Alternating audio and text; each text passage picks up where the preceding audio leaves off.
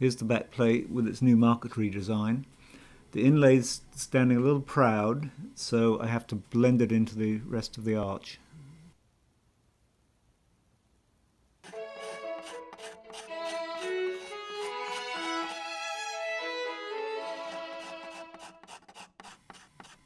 I worked it down with a cabinet scraper, quite carefully at first. A little worried that maybe I'd scraped through some of the burning that had been done for the shading on the leaves, but it was all quite robust.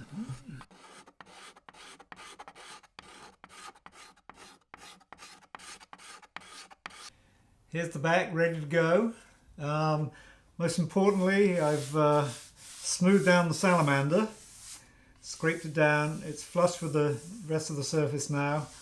I'm hoping there won't be any undulations on there. They will really start, any undulations you get in the arching, that really shows as soon as it has varnish on it. You can't really see anything at this point. Once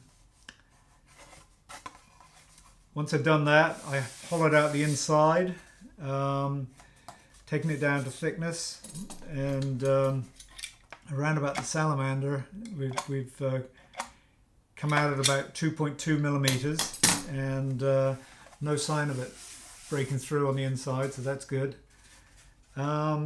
This wood's a little dense, and I've taken it down. It's at a heavy weight now. It's about 104 grams, which is on the high side of average. But the tap tone is a D, and I'm usually listening for usually starting right an E to an F sharp, somewhere in there. So it's gone down a little lower than usual. The other guidance I use when making a plate is the way it feels in my hand when I flex it in different directions and in different parts. And this is all feeling just right to me. So that's kind of how I ended up with the dimensions that I've got at the moment. So this is ready to go on. All I need to do is record a few basic measurements on here and glue in the label, and it's ready to stick onto the sides and the top. I just record a few things like the density of the wood, the weight of the plate, tap tone, and a few thicknesses. And probably if I took more measurements and actually looked at them again, I'd be a better violin maker. I'm just going to write a number on the inside here. Something I've started doing to keep track of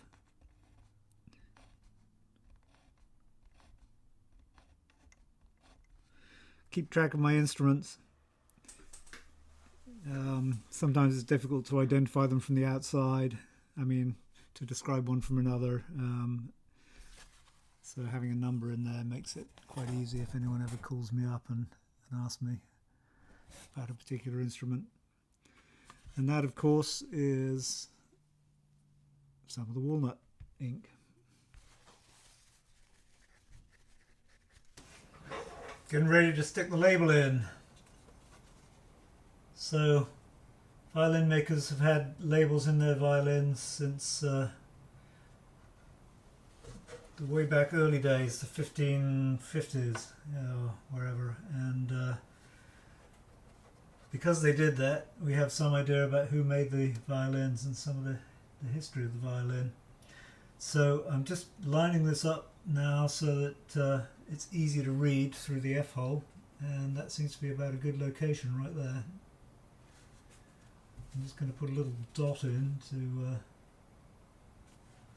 help me locate it, and I also want it to be straight. I'm going to put 2 dots in.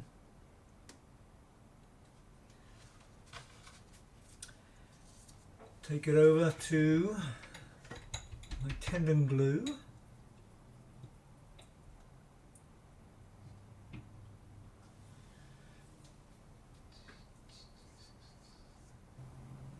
A lot of effort has gone into this label. I don't want to mess it up in any way. It does seem to be soaking up the glue quite a bit.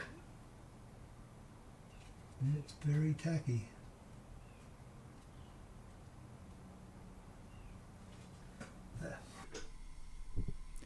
And And now I'm ready to close the box.